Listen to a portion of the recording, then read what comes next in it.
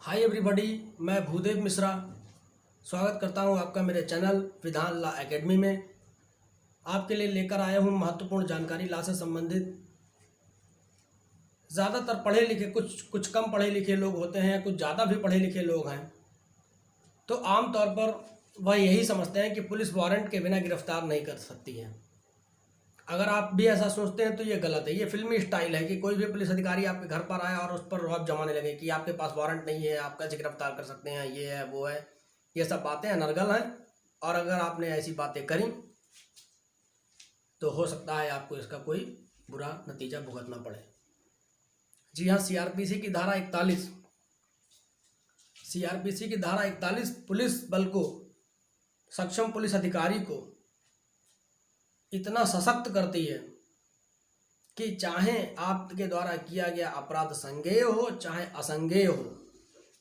ज़्यादातर तो संज्ञेय अपराधों में, लेकिन अगर असंज्ञेय अपराध भी, असंज्ञेय अपराध माने बहुत कम सज़ा वाला अपराध। शॉर्टकट में इसके लिए अलग से वीडियो बनाऊंगा क्योंकि ये एक अलग विषय है। संक्षेप में इसे आप समझें कि कम गंभीर अपराध और संज्ञेय अपराध माने ज़्यादा गंभीर अपराध, ज़्यादा खतरनाक अपराध। लेकिन पुलिस वालों को अन्वेषण के प्रयोजन से किसी भी अपराध के लिए व्यक्ति को गिरफ्तार करने की पूरी छूट, पूरी शक्ति सीआरपीसी की धारा 41 में प्रदान की गई है, चाहे आप कोई भी व्यक्ति हो, कुछ विशेषाधिकार प्राप्त व्यक्तियों को छोड़कर। वैसे ज़्यादातर ये बात है कि हाँ, संज्ञेय अपराधों में पुलिस विवेचना भी नहीं अपने आप करती है और इसका प्रोविज़न है, वो आगे बताऊंगा। लेकिन संक्षेप में आप ऐसे समझें कि सीआरपीसी की धारा 41 इस बात को आपको यह बात ध्यान कर लेनी चाहिए अच्छे तरीके से कि आप किसी भी पुलिस अधिकारी पर यह कहते हुए आप नहीं जमा सकते कि आपके पास वारंट नहीं है तो आप गिरफ्तार नहीं कर सकते। सीआरपीसी की धारा 41 इस बात के लिए स्पष्ट प्रोविजन करती है पुलिस वारंट के बिना कब गिरफ्तार कर सकेगी। तो वारंट के बिना किसी व्यक्ति को गिरफ्तार किया जा सकता है, लेकिन उसके लिए कुछ निम्न शर्तें होनी चाहिए। हालांकि सीआरपीसी की ये धारा इतनी बड़ी है कि इसके लिए तो बहुत बड़ा वीडियो बनाना पड़ेगा, लेकिन फिर भी मैं संक्षेप में आपको बताता हूँ कि किसी पुलिस अधिकारी की उपस्थिति में यदि किसी व्यक्ति के द्वारा कोई संज्ञेय अपराध किया गया हो, संज्ञेय माने कोई गंभीर अपराध कर दिया गया हो एक बात, या जिसके विरुद्ध उस बारे में कोई उचित परिवाद दाखिल किया गया है कि हाँ इसने कोई अपराध किया है, उसको जो है या कोई 7 वर्ष से कम की हो सकेगी उसकी सज़ा हो, चाहे 7 वर्ष तक की हो सके, चाहे जुर्माने सहित हो चाहे जुर्माने के बिना हो, उसे पुलिस अधिकारी गिरफ्तार कर सकता है। पुलिस अधिकारी के पास ऐसे परिवाद, इत्तिला या संदेह के आधार पर यह विश्वास करने का कारण है कि उस व्यक्ति ने कोई उक्त अपराध किया है जिसका इत्तिला मिली है, तो भी पुलिस अधिकारी उसे गिरफ्तार कर सकता है। यदि पुलिस अधिकारी का यह समाधान हो गया है कि ऐसी गिरफ्तारी ऐसे व्यक्ति को कोई और अपराध, जैसे मान लिया एक तो अपराध कर चुके हो और सोच रहे हो कि अगर इसको गिरफ्तार नहीं किया गया तो मालूम चला कि और अपराध हो जाएंगे, तो और अपराध करने से निवारित करने के लिए, अपराध के समुचित अन्वेषण के लिए, यदि ऐसे व्यक्ति को अपराध के साक्ष्य को गायब करने या ऐसे साक्ष्य के साथ किसी भी रीति से छेड़छाड़ करने से निवारित करने इट मीन्स कि रोकने। कोई साक्ष्य के साथ आप एक तो आप अपराध कर ही चुके हैं, दूसरा कि आप साक्ष्य से भी छेड़छाड़ करने के लिए आमादा उतारू हैं या आपसे ऐसी संभावना उत्पन्न हो गई है,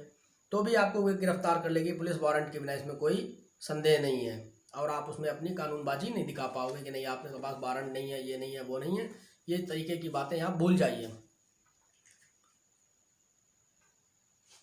उस व्यक्ति को, किसी ऐसे व्यक्ति को जो मामले के तथ्यों से तो परिचित है, उत्प्रेरित करने, उसे धमकी देने या उसे वायदा करने जिससे उसे न्यायालय या पुलिस अधिकारी को ऐसे तथ्यों को प्रकट न करने के लिए मनाया जा सके, निवारित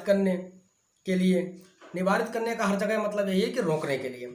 जब तक ऐसे व्यक्ति को गिरफ्तार नहीं कर लिया जाता है, न्यायालय में उसकी उपस्थिति जब भी अपेक्षित हो सुनिश्चित नहीं की जा सकती है। जैसे मान लिया अगर किसी व्यक्ति को गिरफ्तार नहीं किया जाए तो मालूम हुआ कि वो न्यायालय ही नहीं आएगा, तो ऐसी दशा में भी पुलिस गिरफ्तार करती है। ये भी बहुत बड़ा कारण है।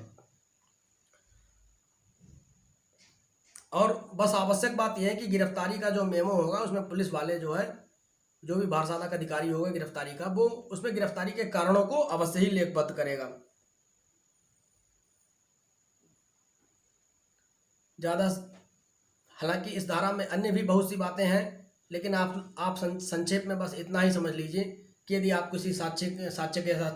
छेड़छाड़ करते हैं, न्यायालय आने से आपको आशंका पुलिस अधिकारी को भार साधक जो भी थाने का अधिकारी है जो आपकी गिरफ्तारी करने आया है उसे इस बात की आशंका है कि आप न्यायालय नहीं हाजिर आते रहेंगे या आप के द्वारा जो अपराध किया गया है वो संज्ञेय है या 7 वर्ष तक की सज़ा का है या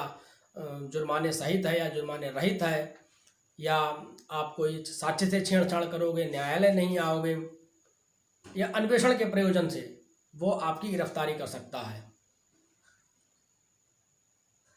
और रही बात गिरफ्तारी से बचने का लीगल प्रोविज़न ये है कि अगर आपके पास समुचित कारण है तो आप समुचित कारणों से धारा 482 में, जिसकी मैंने पहले वीडियो बनाई है, उसके अंतर्गत एप्लीकेशन दीजिए, अरेस्टिंग स्टे करवाइए, FIR को क्वेश कराने हेतु एप्लीकेशन दीजिए।